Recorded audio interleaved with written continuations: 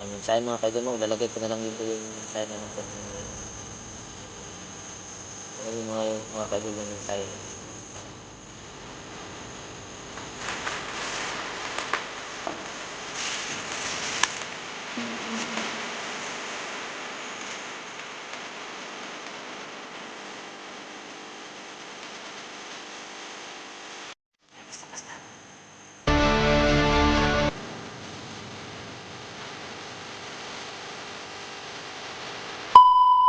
真似できないよこのスワッグ俺たちにしかないスワッグ肩の力抜いてラックラック遊び働いて曲がHello, what's up sa lahat dyan mga kaidol? Isa namang pong mapagpalang araw po sa inyong lahat dyan mga kaidol. So, ngayon po mga kaidol, no, meron pa akong mahalagang mission mga kaidol, no, na dapat ipagpatuloy mga kaidol, no. So sana po suportahan at panoorin nyo pa rin yung mga ina-upload namin mga kaidol, no, para malaman nyo po yung mga nangyayari sa amin po. Tapos ngayon naman mga kaidol, no, nagbalik ako dito sa area ni Bulhog, no, yung lugar na sinasabi niya, no, sa Manggahan na area ni Bagte, kasi kumontak sa akin ang account ng kapatid ko mga kaidol, no. So yung sabi sa akin ng account na ni Utol, may mensahe mga kaidol, no, ilalagay ko na lang dito yung mensahe niya mga kaidol, no. Ayan, no. So tingnan nyo mga kaidol yung mensahe niya. At sinabi niya na dito daw ako pupunta sa area ni Bagtik. Babalik daw ako dito kasi kailangan ko daw balikan si Utol sa area mismo na to, kasi yung kanilang commander daw, si Bulhog, gusto daw makipag-usap sa akin, no, at ng lalaki sa lalaki mga kaidol. So kung gusto ko pa daw mabuhay si Utol, kailangan ko daw pumunta dito at makipag-usap sa kanila ng masinsinan. So yun mga kaidol, no, itong mission ko ngayon mga kaidol, medyo mga kaidol, no, na may posibilidad na traidorin lang ako ng mga kalaban natin mga kaidol, no, ng mga bandido, kasi ganun naman talaga sila, mga traidor sila, mga klaseng tao, no. Pero kahit sabihin ko man na hindi ako magtitiwala sa kanila sa ngayon mga kaidol, kailangan ko pa rin gawin yung sinasabi nila mga kaidol, no, kasi una, hawak nila si Utol mga kaidol, at baka maisipan nila ng masama si Utol kung hindi ko tutuparin o kaya susundin yung mga utos nila. Kaya susubukan pa rin natin mga kaidol, no, kahit buhay man yung kapalit. Para sa kapatid ko gagawin ko talaga, pero sana safe tayo na makalabas dito mga kaidol, no. Sana totoo yung mga sinasabi nila, kahit alam naman natin na mga traidor sila mga kaidol. So alam kong may mag-comment na wag akong kampante, pero kailangan ko pa rin gawin mga kaidol, no, kasi ito lang yung natatanging paraan na malaman kung saan talaga nila nilalagay si Utol sa ngayon, no. Kasi wala talaga ako makuhang impormasyon sa aming mga nahuli dati, no, kasi matagal na din silang hindi nakaakyat sa bundok. Kaya kahit anong tanong sa kanila, talagang wala talaga silang masasabi sa aking impormasyon tungkol sa pangyayari ngayon, no, sa pag-traidor ni Bulhog, no. Papasalamat nga ako at okay yung mga approach sa akin ng mga ibang commander na huli namin, no. Kahit na yung iba nakapag-isip na bumalik, at least nakausap natin sila ng masinsinan at hindi naman nila sinubukang bumalik, no. So ito lang si Bulhog, hindi natin nakausap at talaga biglang nagbalik sa pagkabandido at naging commander ulit. So yun mga kaidol, no, sana talaga maging safety tayo sa area na to, no, at makalabas pa tayo ng buhay, no, kasi ito na lang talaga yung natatanging paraan para mahanap yung lokasyon ni Utol at sana kalabas tayo ng buhay dito.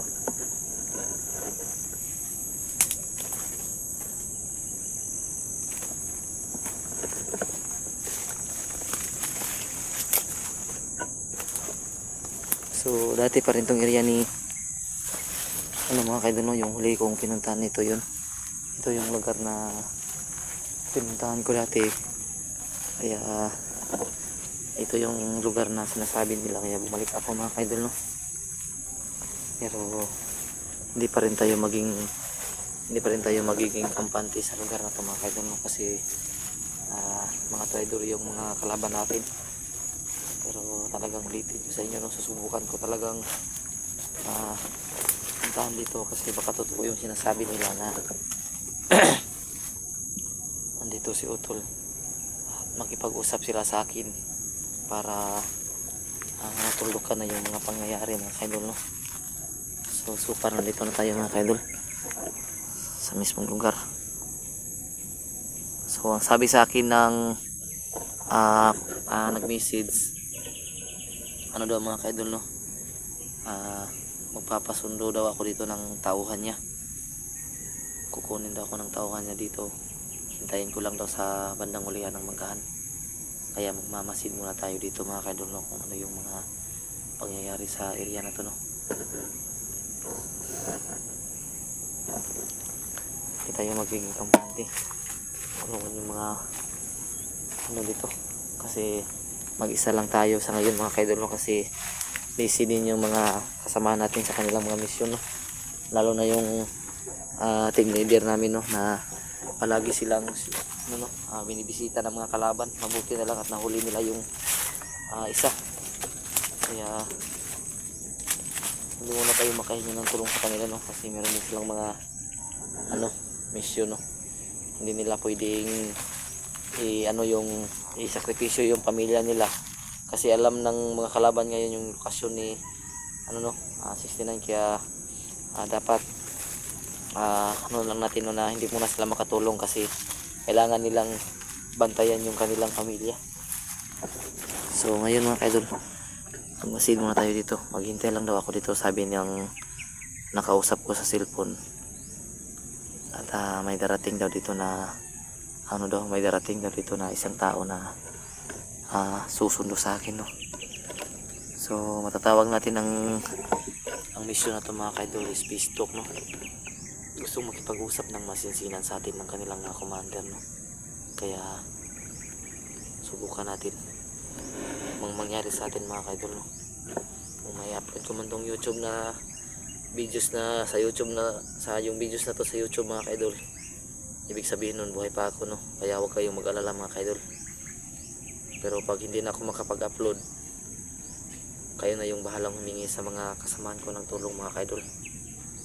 Dalawa lang yung mga posibleng mangyari sa akin dito ngayon. No choice kasi yung sitwasyon ko ngayon mga kaidol, no, kakahanap ng impormasyon tungkol sa pangyayari na nahuli yung kapatid ko. Kaya no choice talaga ako at kailangan ko itong gawin, no. Kung ano man yung mangyari, sana makalabas pa tayo ng buhay sa lugar na to. So magmamasid muna tayo ngayon sa palibot mga kaidol, kasi baka yun.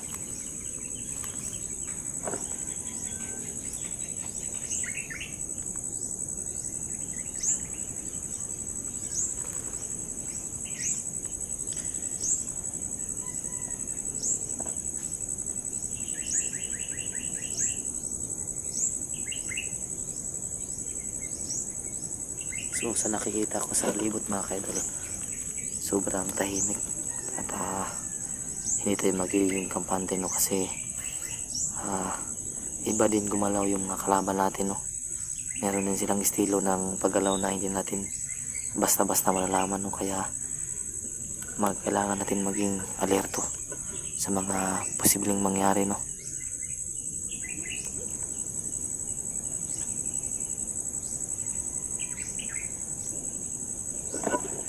So doon banda mga kaidol, may mga bundok doon.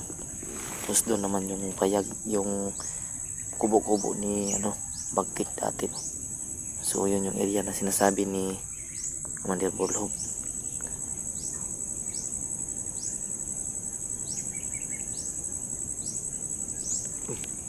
Parang may mga busis ng tao doon mga kaidol. Tingnan natin.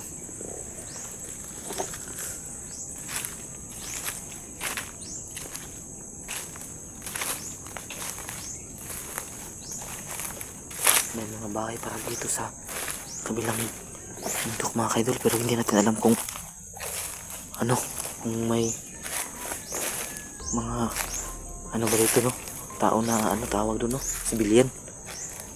Ano, no, nalilitak ng bahay, oh. Ano, hindi ko alam kung mga civilian ba yan o kaya mga bandido rin.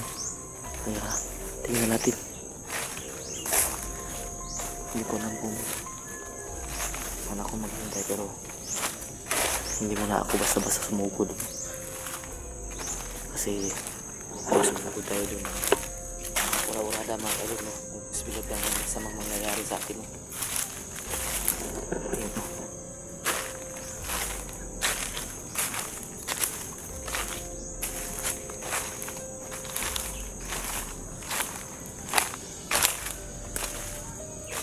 Ayan, no?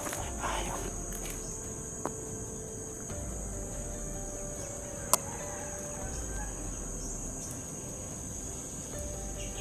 May mga tao pa doon.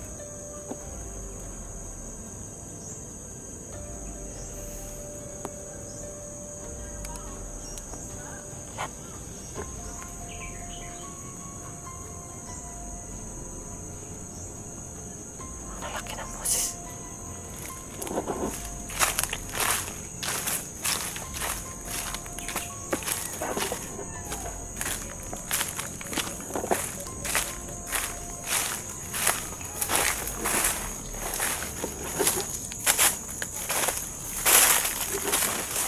Akala dyan nila din na sibol. Akala dyan si Utol mga ito.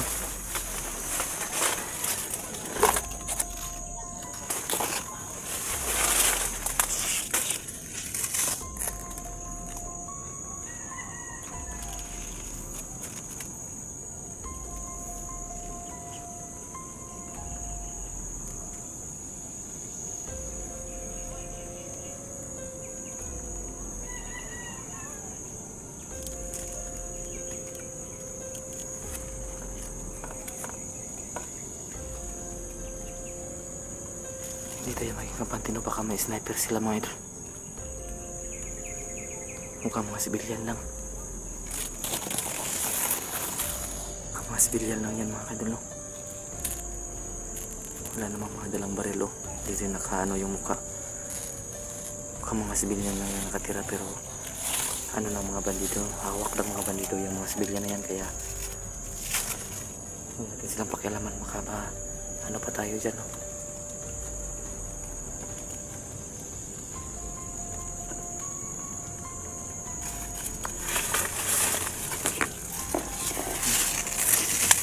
Tingnan natin makahawak na si Utol.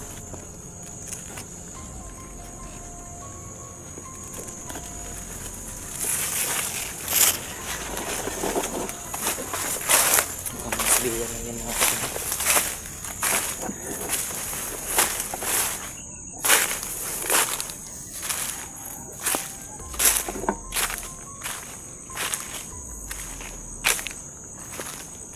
Dito muna tayo mag-focus sa sinasabi ng mga mensahe sa atin.